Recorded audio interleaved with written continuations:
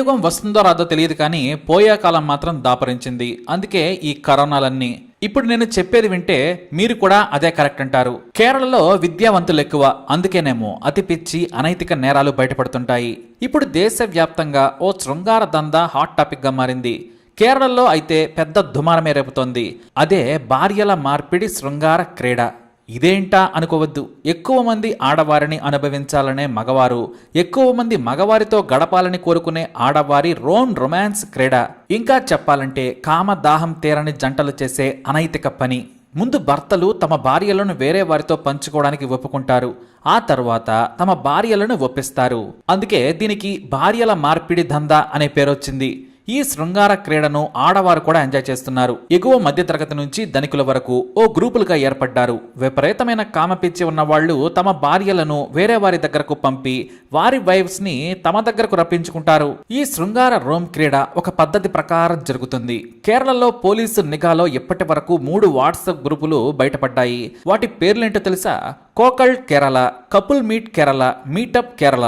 ఇదే పేర్లతో WhatsApp, Telegram, మెసెంజర్లలో గ్రూపులున్నాయి. వీటిలో 5,000 మంది సభ్యులున్నారు.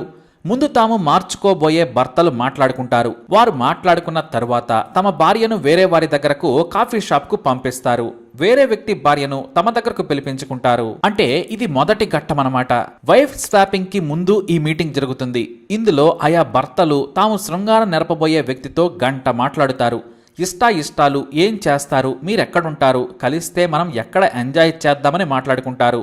సదరు మహిళ లేదా పురుషుడికి నచ్చితేనే ఈ స్వాపింగ్ ఉంటుంది. ఎవరికి నచ్చకపోయినా సరే ఆ డీల్ క్యాన్సిల్ అవుతుందంతే. మినిమం గ్లామర్, మంచి మెయింటెనెన్స్ ఉన్న పురుషుల దగ్గరకు వెళ్ళడానికే ఆయా వ్యక్తుల భార్యలు ఎక్కువగా ఇష్టపడుతున్నారట. కొంతమంది బ్యూటిఫుల్ ఉమెన్తో శృంగారాన్ని ఎంజాయ్ చేయడానికి వేరే మహిళల భర్తలైతే ఏకంగా గోవా, మాల్దీవ్స్ లాంటి ప్రాంతాలకు తీసుకెళ్లి మరీ ఎంజాయ్ చేసి వస్తున్నారట. ఈ అనైతిక శృంగార క్రీడలో మహిళలు కూడా ఉండటం విశేషం. 90 మంది ఆడవారు తాము వేరే వ్యక్తితో పడక సుఖాన్ని భిన్నంగా కోరుకునేందుకు ఇష్టపడ్డారట. 7-8% మంది మహిళలు మొదట అయిష్టంగానే మొదలుపెట్టిన సదరు వ్యక్తి నచ్చితే ఓకే చెబుతున్నారట. ఇక 2-4% మంది మాత్రం మనస్సు చంపుకొని వెళుతున్నారట. ఎందుకంటే ఈ వైఫ్ స్వాపింగ్ ఒప్పుకోకుంటే ఆత్మహత్య చేసుకుంటామని, మాకు వేరే మహిళతో ఎంజాయ్ చేయాలని ఉందని, ఉన్నది ఒకటే జిందగీ అని చెబుతున్నారట. నువ్వు ఒప్పుకోకపోతే కోసుకుని చస్తామని బ్లాక్మెయిల్ చేస్తూ ఒత్తిడి చేసి ఈ రొట్టలోకి దించారట శాడిస్ట్ సైకో మగాళ్ళు. ఇక ఎక్కువగా ఉన్నత వర్గాలకు చెందిన వారు, పైగా బాగా చదువుకున్న మహిళలు ఇదేదో బాగుంది కదా అని ఓకే అన్నారట. కానీ అందరూ చెడ్డ మహిళలు ఉండరు కదా. అలానే ఈ కంపు కేరళ సీక్రెట్ వైఫ్ స్వాపింగ్ దందా బయటపడింది. కేరళలోని కొట్టాయం జిల్లా పదనాడుకు చెందిన ఒక మహిళ జనవరి 8న పోలీస్ స్టేషన్కు వెళ్ళింది. తన భర్త వేరే వ్యక్తితో గడపాలని పదే ఒత్తిడి చేస్తున్నాడని ఫిర్యాదు చేసింది. ఆమె మాటలు విన్న కొట్టాయం పోలీసులు ఆ మహిళకు మతిస్థిమితం తప్పిందా ఏంటి అనుకున్నారు. కానీ ఆమె చెప్పింది నిజమేనని ఆధారాలతో సహా చూపించేసరికి పోలీసులకు మతి పోయింది. షాక్ కొట్టినంత పనైంది. తన 32 ఏళ్ల భర్త పరాయి మగాడితో శృంగారం చేయమని ఒత్తిడి చేస్తున్నాడు. గత 2 ఏళ్ల నుంచి వేరే వ్యక్తితో గడపకుంటే ఆత్మహత్య చేసుకుంటానని బెదిరిస్తున్నాడని వాపోయింది. నాకు 2 పిల్లలున్నారు. వారి భవిష్యత్తు కోసం ఇప్పటికే 8 మంది వ్యక్తులు బలవంతంగా నాపై అత్యాచారం చేశారు. నాకు ఇష్టం లేదని చెప్పినా నా భర్త వారి గదుల్లోకి పంపాడు. వారి భార్యలతో మరో గదిలో ఎంజాయ్ చేశాడు. కొంతమంది తమ భార్యలను తీసుకొచ్చారు. మరికొంతమంది వేరే వ్యక్తుల దగ్గరకు పంపినా నా దగ్గరికే వచ్చారు. ఈ విషయం బయటకు లీక్ చేసిన బంధువులకు చెప్పినా చనిపోతానని బెదిరించాడని వాపోయింది. 2 ఏళ్లుగా నరకం అనుభవిస్తున్నాను. కొత్త వ్యక్తులు అసహజ లైంగిక చర్యలు చేయమని ఒత్తిడి చేశారు. నేను ఈ నరకం భరించలేనని చెప్పింది ఆ మహిళ. తాను ఒప్పుకోకపోవడంతో భర్త ఒత్తిడి చేయడమే కాకుండా అతని తమ్ముడు నాతో అసభ్యంగా ప్రవర్తిస్తున్నాడని ఆ మహిళ పోలీసుల ముందు కన్నీరు మున్నీరైంది. అతని భార్యను నా దగ్గరకు పంపాడు. తనను అతనితో గడపమని ఒత్తిడి చేయడంతో తట్టుకోలేక జీవితం ఏమైనా పర్వాలేదు, కానీ ఈ అనైతిక పనులు ఇక చేయలేనని వచ్చానని పోలీసుల ముందు చెప్పుకొచ్చింది.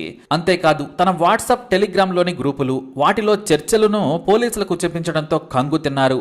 ఇలాంటి చీకటి దందా చూసి మొదటిసారి పోలీసులు తలలు పట్టుకున్నారు. వీళ్లకు ఇదేం పోయే కాలం అంటూ ఆగ్రహం వ్యక్తం చేశారు.